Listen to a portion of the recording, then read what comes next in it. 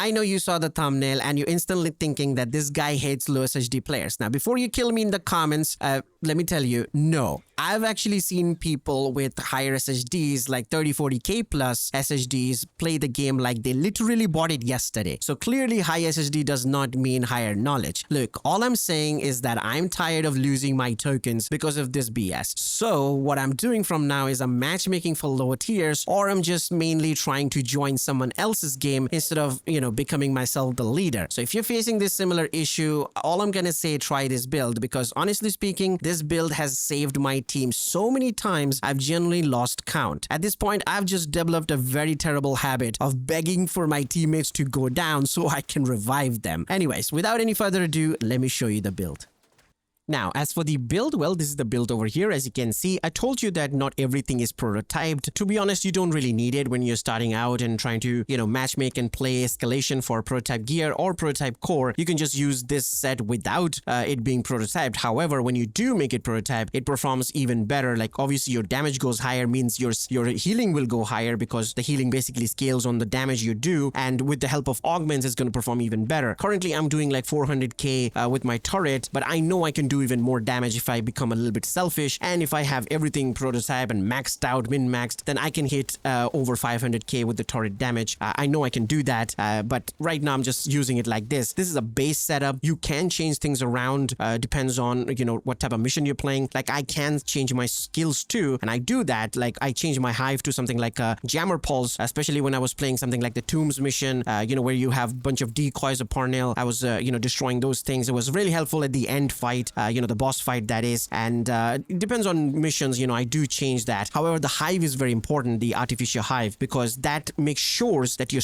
turret stays alive. Okay, your turret will take aggro and your turret will go down really quickly if all the enemies are focusing on it. So the deployment is also very important. Just don't deploy it where a bunch of enemies are, because they will destroy it instantly. Okay, even though the turret has very high armor and stuff. So make sure you're keeping the turret close to you, and at the same time, since you're using technician specialization, if you stay close to your skill, you actually won't get shocked from the tier 6 and above, the shock thing, the bar that fills up to shock you. You won't get shocked. You will take the damage though, but you're immune from shock status effect if you stay close to your turret and hive. And your team members will have the same treatment. If they're staying close to your turret or hive, they will be immune from the shock as well.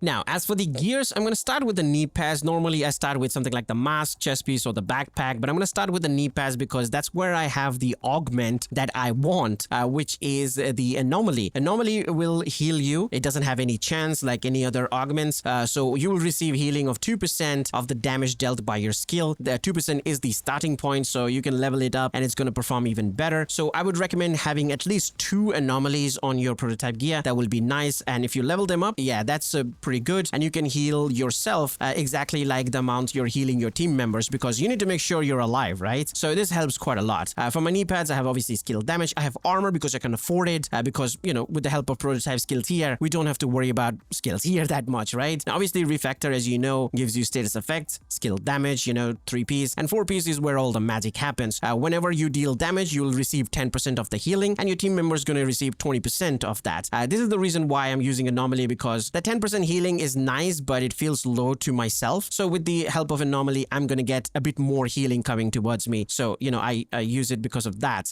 Now, as for the holster, this is actually, I farmed it. That's why the skill damage is a bit lower here. I do have quantum here because I was trying to get anomaly, but I'm out of the prototype core. It takes a lot to do that. So I'm staying with quantum because it's not that bad either. So yeah, I have quantum on it. For the mask, I have echo on it. Again, I was trying to get anomaly, but I'm fine with echo. It's okay. Obviously, I have skill damage here as well, and skill haste mod on the mask. The other piece, the 4th piece, is my gloves, which is not prototype. I was trying to convert it, like I was trying to level it up, but it's fine for now. For now, it's fine.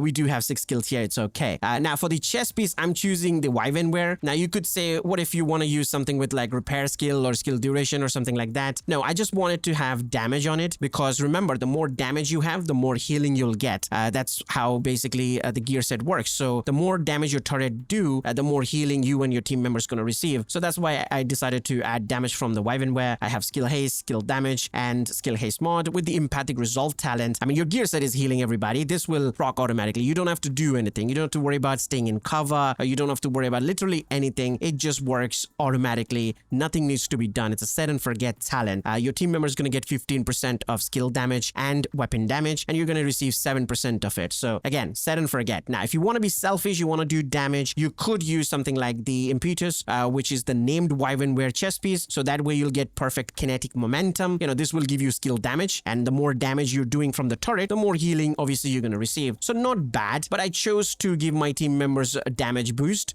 with the empathic resolve, which basically active all the time. Like this has 100% uptime, to be honest. So that's why I choose the empathic resolve. Like I said, set and forget. Now, as for the backpack, obviously it's the Birdie's quick fix, aka the noob picker, which I like to call it. I mean, this is insane. Like when you revive someone, you and the team member that you revived, both of you will get 50% of damage resistance for 10 seconds if you manually revive it, which I recommend. And you also get overcharged for 15 seconds with literally no cooldown, so you can keep doing that. Like without this backpack, this build is not possible. You gotta have this.